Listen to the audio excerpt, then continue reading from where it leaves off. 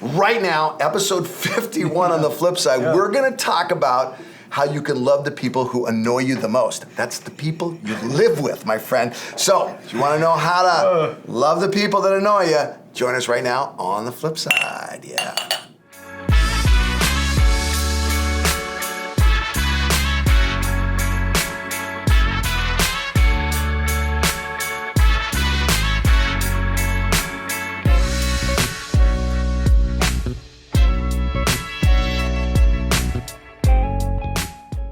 Hello, everyone, and welcome to The Flip Side. We're talking all things relationships from the end of the book of Colossians.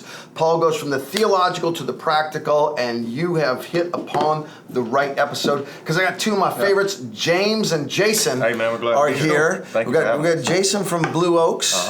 Blue Oaks. And James, where in the world at Bayside do you serve? Where do you serve? All over, man. All over. Yeah. You're like the utility infielder. That's it. He's got a real global. Yeah.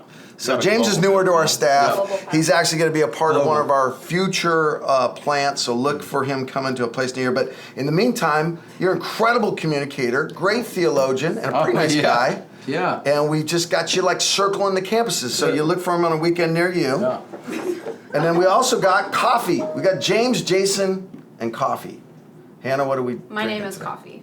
No. So we'll do coffee in a minute, tell the but jokes here, okay? Oh wait. This is an we need to unscheduled discuss interruption. something, just so you all know. We did a post this week, and it was a caption this post earlier in the week of Curt. So we're I gonna don't know like if you've put this seen in the these yet. Yeah, so they know it's kind of going in. like This looks is like it's happening right Yeah. now. So I just want you to know that some of your most popular okay, so they quotes said and caption this, and they got a picture of me. Curtisms, they You've seen are it, and in like there. there's like 1 million posts here. Everyone's in on the fun, make fun of Pastor Curt, and of the 1,900,000 of them are saying, "I'm preaching better than you're amening." Wow. So I don't know if that just means you all I've been trying to retire that don't. phrase. No, you have. Why did you retire You're not- catchphrase, man? He said it like 6 times last sentence. No. What I'm doing now is I'm looking at him with silence and going, and then someone from the audience says, Amen.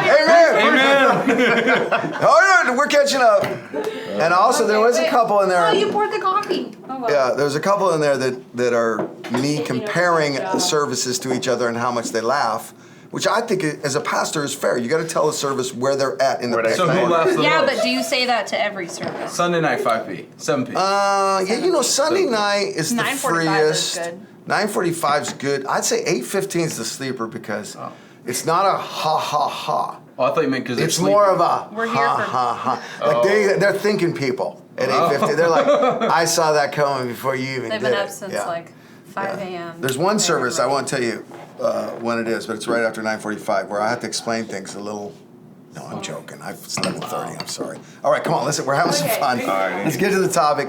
Okay, Paul, in the classic Paulinian style, he begins with the fullness of Christ, one of the deepest, most rich, mysterious, and powerful theologies ever. And then by the time he gets to the end of the book, he's like, hey, when you're all sharing the bathroom, here's how you ought to treat each other. So we're going to go super practical about the idea of the people you live with. So this is the people you work with, you share cubicles with them, this is the people you carpool with, this is your roommates, and this is your family. This is your wife, your husband, how do you love the people that you live with? So I'm going to read the verses, and I think this is how they should be read, by the way. No periods, no pauses. Here's Paul, Colossians 3, starting in verse 18. Wives, submit to your husbands as fitting in the Lord. Husbands, love your wives and do not be harsh with them. Children, obey your parents in everything, for this pleases the Lord. Fathers, do not embitter your children, or they will become discouraged.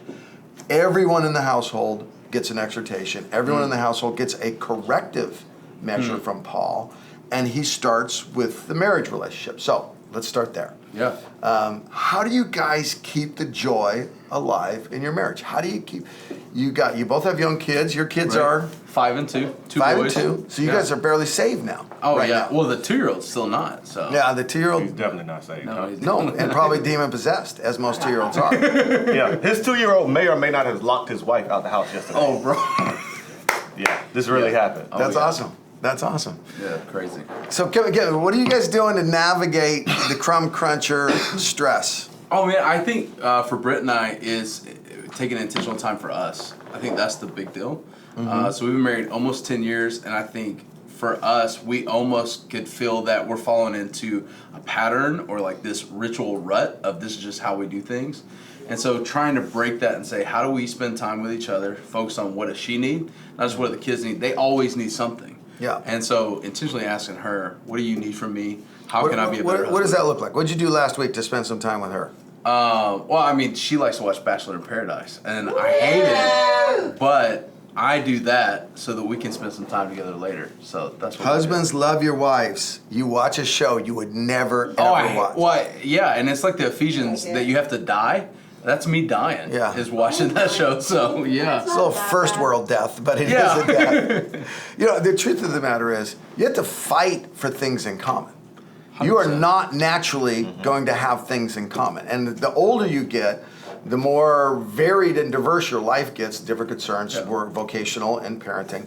It's not like you have these things in common. I think you got to make the things. Or the things that we naturally have in common usually be the things that I do, right? Yes. That she's gravitated towards. So like college football. She likes college football, but that's my interest. And so I think pursuing some of the interests she has, that's I more would like intentional. your wife to lay hands on my wife Yeah. to get that into her. So, Roll Tide. what are you guys doing? What do you guys? You guys told a story once about hand holding on this on the podcast.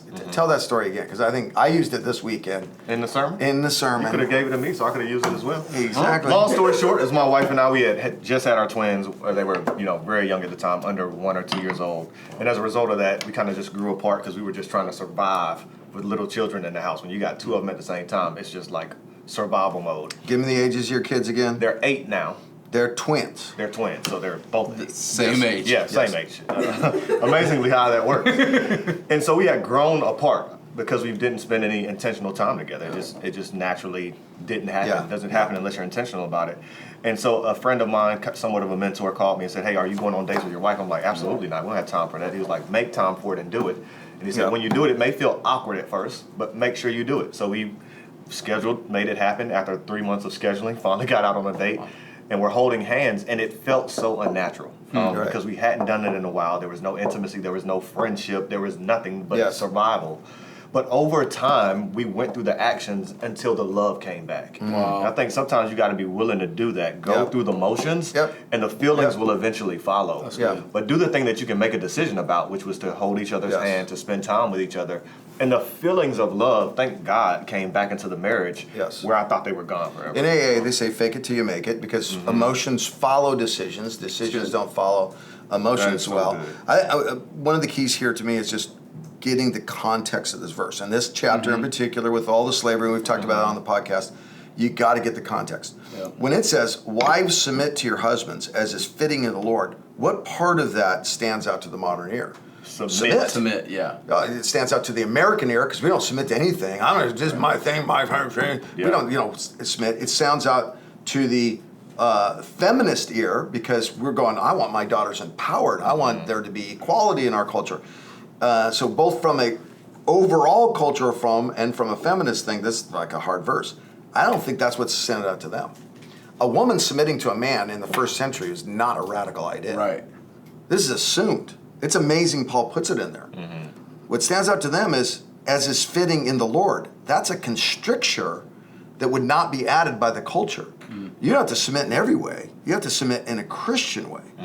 Now, the same dynamic happens in verse 19. Husbands, love your wives. Unconditionally. Husbands don't love their wives. Right. Listen, marriage isn't about love for centuries and centuries. Yep. It's about a political alliance and economic security. It's about this clan not fighting with that clan, and it's about my goats and your goats getting together so we all both have more goats. Right. This idea that the Bible raises the purpose of marriage and says, no, husbands, Love your wives. love your wives. Yeah. It would have been shocking to them. It would have been, and don't be harsh with them. This is a call to a greater level of circumcision in the heart of the man than that culture had seen or know, which shows us it's the same battle that we have, which is the battle, I think, of mutual submission. I'm going to watch your program.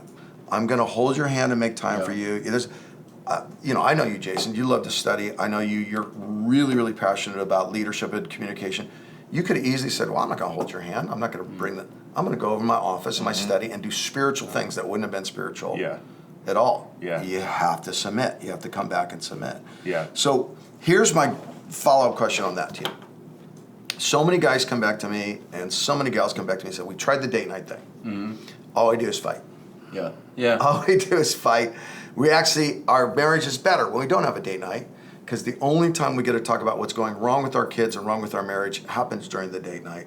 How do you actually, is there some ground rules to cultivate a marriage that stays alive in terms of that intentional time together? Well, I think first, when you say the date night thing, when you first do it, there's gonna be the fights because you haven't spent any FaceTime, right? So when you first make a budget, you have a whole lot less money than when you didn't have a budget. You still have the same little money that you had, Right. but when you do the budget over time, you find out, hey, I've got a lot more than I thought. And so I think when you have all these issues you haven't addressed because you haven't spent FaceTime with each other, it's like, hey, let's talk about all the things that aren't right. Yeah. But I think if intentionally going in, you can start with, even in fights, Britt and I'll do this sometimes, and it's hard, but even if we're fighting, we'll say, hey, this is something I love about you. You're a great mom, and I don't feel it in the moment, but it helps course correct us into a place of gratitude that I'm thankful for the relationship. So I think on those date nights, even if you come into it saying, hey, I want to point out something about my spouse, Which is I'm thankful for. Constant theme in this passage, with thanksgiving, with gratitude. It's like you got to It brings set the peace. foundation of gratitude before you get to the conflict. I think so. Well, you guys got ground rules. You got a strategy on your time together that helps it be positive. Yeah, I think I don't mean this to sound as arrogant as it may sound, but my wife and I don't argue a lot, but it's not because of me. It's because of my wife and who she is. So we have... You've seen her. We resolve conflict. You've seen her on the flip side. We resolve... She's a PhD in counseling. Right. We resolve conflict pretty quickly, and it's normally with me just offering an apology. But I think a We're wise laughing thing... 'cause it's so true. A wise thing for couples to do, if you've decided to make this a designated date night and you set some ground rules, hey, we're not going to talk about X while we're on a date night. There should be some conversations that are off limits. Like, if you decide to go on a date night and you make it a conversation about finances while you're on date night, it's not a date anymore. It's a conference, like at work. It's a work meeting. So really being intentional about, we're going to talk about things that we enjoy, and we'll set another time aside to talk about the things that are more difficult. My wife and I, we're back in this rhythm where she's back working, and so we have to figure out our schedule. So for the last week and a half with the kids back at school, trying to figure out our schedule means every night on a nightly basis, we have to sit down and talk about the schedule. It's not fun. It's not exciting. But the time to do that is not when we're on a date. That's good. But when we're just managing the mundaneness of a regular week. Yeah. I had a pastor who said to me, Curt, some people think that policy is cruel because it's not relational, it's the policy. He actually says, the lack of policy is more cruel to people than not having a policy. So you say, everyone in the church is going to go on such and such a trip, and the bus is, it's going to leave around 7. Well, the bus leaves at 7:10. Well, the people that get there at 7:15 are like, well, then they wait for me. Right. They waited for everyone at 7:10. They must not like me.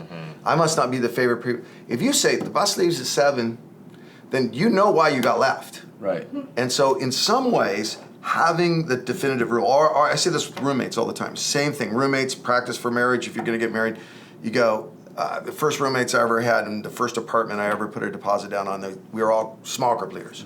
What is going to be our chore list? What are we going to do when? Who's going to do the dishes? And this guy said to me, we're all Christian leaders. We'll just all jump in and support each other.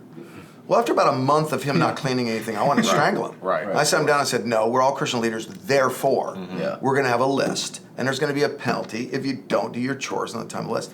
Same thing with the marriage. Just that little idea, Jason, of going, listen, here's the time we talk about the budget.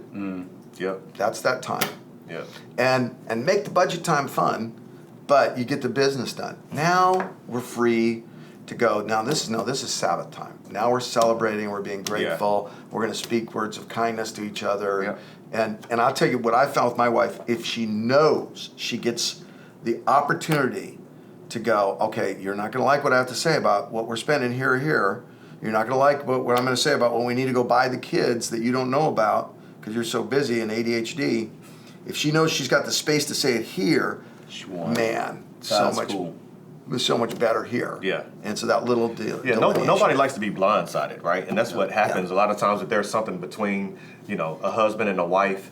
you've been thinking about bringing it up for a few days, and then you finally bring it up, and they're like caught off guard. It's because you've been thinking about it, but they haven't. Yeah. So trying to find those times where we can talk about these things is essential. Yeah. You know, what you were just saying reminds me of another saying. I don't remember who said it, but to be clear is to be kind. Yeah. So in giving clarity and setting expectations, that is the kind thing to do to someone instead of leaving them in the fog. What do cults do? Cults don't tell you clearly what they believe until you're already roped in. Yeah. Right. You know, a non-manipulative technique is to go, here's what I really think. I love this word harsh in here. Husbands, love your wife, totally new standard, and do not be harsh with them. And here's the problem with that word harsh. Kelly and I actually had early in our first year of marriage, we were going through Colossians, and there were so many things that were just kicked my hiney in there. She's like, you don't do the dishes as every word and deed is unto the Lord. You do the dishes like you're in a hurry, and you don't mind if I have to wash them over again. But we got to this harsh one, and I said, well, I'm not harsh to you. And she said, oh, yeah, you're harsh to me all the time. And what I realized, and what conflict was in my family of origin, and what conflict was in her family of origin, I was doing all sorts of sarcasm, and I thought harsh meant you yelled, like dramatically in the wife beater movie. And she was like, there are things, if you'll listen to me, there are things you say that shut my spirit, which is a Gary Smalley phrase. I don't know if you've read any Gary Smalley, go back and get all that stuff, it's all great. But literally, I would say something, I thought it was joking, I thought it was not mean, I thought it was me just being jovial, and I would see it shut her spirit. And then I started actually getting to the point where I go, oh, I just shut your spirit right there, didn't I? I did. And then I got to the point where I was like, don't say that. That will shut her spirit. Find a different way to say it. I think part of the secret of keeping the love alive in your relationship is submitting your communication preferences. Yeah. Or another way I say it to young couples is stop trying to win. You'd be so much happier. Yeah. What did you said it this weekend? You said you get a choice between. Yeah, you get a choice. You can be right, or you can have the relationship. So but you good. can have both. Yes. Yep. So sometimes you got to make a decision, or Yes. most times, I want the relationship, so I don't necessarily have to be right all the time. Yes. Nobody wants to be around somebody who's right all the time. Yes, yes. And so many times you got to lay down your preferences, lay down what you feel is right to keep the relationship. And I think even it's not just the words. So I learned early on with Britt, first year of marriage, I have similar background growing up. Harsh was if you spoke with a high voice tone. Right. So I remember our first real argument, I jumped in my Explorer, I was like, I'm going for a drive. And I got back and she's crying and she's like, when you left, I thought you were leaving me. I was like, I was trying not to yell. But I quickly realized my way of communication and her way of understanding my communication were way different. So harsh became actions as well as words. Tone. So, Yep. We should have had a woman on this episode. We're feeling like we're really knowing how we're doing this. Right? Okay, I promise you, first of all, if you're a gal and you're watching this, put some comments and questions in there, and then we'll get someone like Stephanie to deal with this because we're feeling pretty good ourselves about this advice, but what we need a female perspective. All right, let's switch to the parenting thing. Children, obey your parents in everything, for Amen. this pleases the Lord. It really needs no explanation. That was the easiest part of the message. Is right? Like you just say that and it means what it means. As a parent. Yeah. Like It wasn't as easy as a kid, I do, and I'm sure you guys have had this too. Where this gets difficult is in the example, I'm a very, very close person in my life. He's like a family member to me. His dad has been in and out of jail. He's made promise after promise that have been broken after broken after broken. His dad just recently has found a church, and he's going to church, and that's awesome. And I just want to say to I'm trying to find the advice for my friend of going, man, how do you love your dad and have a great relationship with your dad and not get hurt again? And I find myself giving this dangerous advice to him in his head, which is, even though he doesn't deserve it, give him honor. Because it's a commandment, and because it pleases the Lord, and because I think he's mature enough now to give him honor in such a way that isn't a codependent or a place that sets him up to be vulnerable and hurt. But he's doing it because it's the right thing. So all that to say, how do you love parents and obey parents? This is probably a stupid question for you because your parents are awesome. that don't deserve love and obedience. Mm-hmm. Come on, guys. I set that question up for a long time. I gave you a ton of time to think about that. Well, I think, I think it is possible to love someone who has been harsh to you. Yes. But I also think it is loving to put up boundaries as well. Yes. And just because you have a boundary up to protect yourself does not mean that you aren't honoring God. Yes. Right? I mean, this verse is not saying to obey them and not consider what they're saying and not consider what God's word says, and not, it is not saying that at all. Yes. I think it's saying as much as they are following Christ, you follow them. If they try to make you obey into disobedience, then you don't.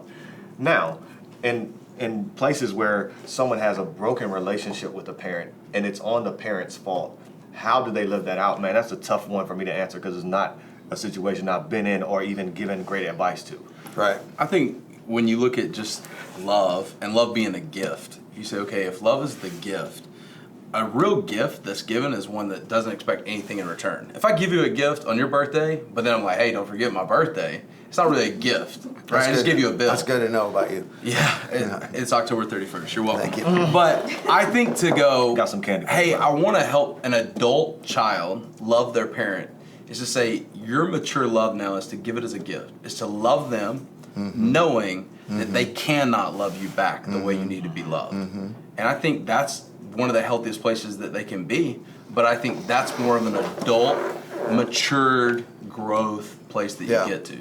I think the key to this is looking at the word obey. What does he mean by obey? And it's to me it's contextual. He's clearly talking about the day-to-day of the house. He's talking about the day. When he goes down to slaves, what he's not saying is, hey, slaves, go rob a bank for your master. Hey, slaves, engage in some immoral sexual behavior for your master. Because then he would be contradicting himself where he says multiple other places, do not let there be a hint of sexual morality among you, do not steal, do not lie. So this can't be telling a child, hey, when your parent tells you to lie, you have to obey him. Right. It has to mean when they say, go to bed, go to school, clean your room, or in the case of adult children, help with the family finances, be a part of the family's, contribute to the family. I think it means that you play the proper role in the family vocationally. I think there's a vocational bent to this. Yeah. And we tend to kind of think of our lives, this isn't true of all Americans. This is getting, the more we become a nation of first-generation immigrants and second-generation immigrants, we're seeing some subtleties. Because globally, this is not the way it is. Like for a lot of my students that would come to university from Japanese homes, they would get married, and within the first year of their marriage, their grandparents would move in with them. And the family would be like, this is your responsibility to have grandma live with you. American, multi-generation, individualistic Americans would go, no, we need 5 years to explore who we are as a couple before we even think about having a dog, let alone letting grandma move in the house. Sure. I think this is an exhortation to be obedient within the family and vocational dynamic. I'm going to play my role. And it's not something new that he's introducing into the scriptures. It's children obey your parents, and Lord, so that you'll have a long life, so things will go well with you. This is a theme we see throughout scripture. The one and so I think commandment. he just reintroduces it. Yeah, the one commandment that's actually got a bonus to it. Okay, I want to go back up at the top of the passage. Anything more on No. kids and Man, parenting? I Because you think guys got it all is figured out. relevant. What you said about protection this weekend is With the relevant. relationship on the, I think with the fathers, do not embitter or discourage. When you look at the husbands' wives, it's easy. If you love your wife the way that Christ loved the church, your wife's going to have mutual submission. If we as parents don't discourage our kids but encourage them, they're going to want to obey. And I know for me, I have a 5-year-old and a 2-year-old. They do a lot right now that I want to correct, but I've got to spend time to connect and build in affirmations. So right now, we have a thing every morning on the way to school. We do some positive affirmations that I want to build into them as young men, because I don't know what they're going to face that day. And I can't knock down every speed bump, but I can prepare them for what life's going to look like. Yeah, so it's like connection over correction. Yep. If Yes. all you do as a parent is correct, Right. it's going to be difficult for you to have connection with your kids, and you'll be facing rebellion right in the face. At Granite Bay, I talked about the 3 styles of parenting, which is permissive. And permissive is, I want my kids to like me. And the problem with permissive and why it fails in the long run is because you can't like someone you don't respect. So if your kids don't respect the fact that you stick to your standards, you're a person of integrity, you said and do what you said, they're not going to like you. Then the second one is authoritative, and this is the one that this is my way or the highway, which, by the way, always results in The highway. every single time. Why do we come from an authoritative point of view? It's because we want someone to obey us. I want my kids to obey. Now, the motive to obey has to do with your significance. I'm living through my kids. I want command of my kids. I want my life to be important because of what my kids do, which is unhealthy and weird and wrong for you and wrong for them. Right. Then the third one is poised parenting. And the poised parenting goes, I'm more authoritative at the beginning with a poised approach to letting you make more and more of your decisions. In a poised, mature, spiritually discerning way, eventually you actually make the decisions for yourself. And I just go, man, we've got to get back to lead your kids when they're young. Lead them. But don't be authoritative, totalitarian master when they're 18 years old. Or you failed at that. So, all right, one last question for you guys. I want to jump to the top of the passage. He sets all of the tone of all this with let the peace of Christ rule in your hearts. And it really literally is in the setting of the household. He's getting practical now. I told the story about some households I know where the whole point of this whole family was academics. I know other households, the whole point of their family is how well they sing and theater, and the whole point of the family in some is athletics. How do you make the whole point of your house faith without being in that place, that we are stuffy and religious and you're a religionist? How do you have a living faith in your household? Jenny Harmon over at Blue Oak, she has this phrase that she uses. I don't know if it originated with her or not, but she talks about parents having a fully integrated faith. So your faith is a part of every aspect and part of your life. So it doesn't feel like... Not segmented, not... Exactly. I have my faith over here, but then we do basketball, or we do football, or we do cheerleading, or we do dance, or we do school and academics. But she talks about allowing your faith to integrate every part of your life. And I think that's what the method of Christ was, right? That we're supposed to love one another. And if I demonstrate that to my kids in different areas of my life, just on an everyday basis, that I'm kind to people. That on an everyday basis, how I treat the barista or the fast food worker is really a testament to my kid on how we treat other people, no matter who they are and what their background is. How I, walk through the lobby at church and give everybody the time and attention and make eye contact with them. What I'm doing is teaching my kids that all people have value. How I am when I'm at a baseball game, which I root hard for my kid at a baseball game. It's probably not the place for me to talk about my faith being integrated because I'm that parent. I feel some but I'm doing the best that I can. I feel some conviction. I'm doing the best that I can. But really just trying to integrate your faith into all that you do. And I think setting up rituals for kids, habits early on is important. So I think giving them little things. I love that. Like we do the morning affirmation, but every night we do family prayer. And it doesn't matter if it's 6 o'clock or at 9 o'clock. As a matter of fact, there's nights that I put my boys to bed and I'm like, good night, kiss, and I'm out and my 5-year-old says, Dad, we haven't done our prayers. And it's become a big part, even in us moving here to California. For weeks we were trying to find somewhere to live, find a house on the other side of the country. And my 5-year-old would pray every night. He would pray, God, thank you for the house you're going to give us. And I'm going, God, I need you to pull through because my 5-year-old's praying for this. But now, every night, my dad, my little boy, he'll go, Dad, I'm so thankful for this house that God gave us. And so it's building in that childlike faith. And that ritual of nighttime prayers has helped setting him up for his future. A ritual apart from Christ is one of the most death-giving, boring thing. But a ritual that comes out of relationship is one of the most powerful things. And it can be so deep-rooted that nothing can unroot it. Now, 50 years from now, your kid's going to be praying at night and praying for people to get their apartments. So anyway, okay. Next week on the flip side, it's going to be a very special episode. We're going to talk about this idea of the dream God has given you. And the team you need to accomplish your dream. Some people don't know their dream. And so they're feeling like my life man, it's not moving forward. I'm 40 years old and it's not moving forward. I'm 14 years old, not moving forward. You don't know what your dream is. A lot of people, they'll get an inkling of the dream. I think most people, they'll get an inkling, but they don't have the right people around them to actually move the dream forward. This is what we're going to be preaching on all weekend, and then we're going to take it deeper on the flip side. And I'm not going to tell you who to put on your team. I'm going to tell you who to fire off your team. And we're going to get into that real practically, how to do that without hurting feelings, but really getting the team around you that helps you achieve the dream that God's given you. Make sure you help someone tune in. Like, follow, share, and subscribe. That's our favorite one, subscribe. Yes, all right, you guys, thanks for joining in the flip side, and we'll see you next weekend.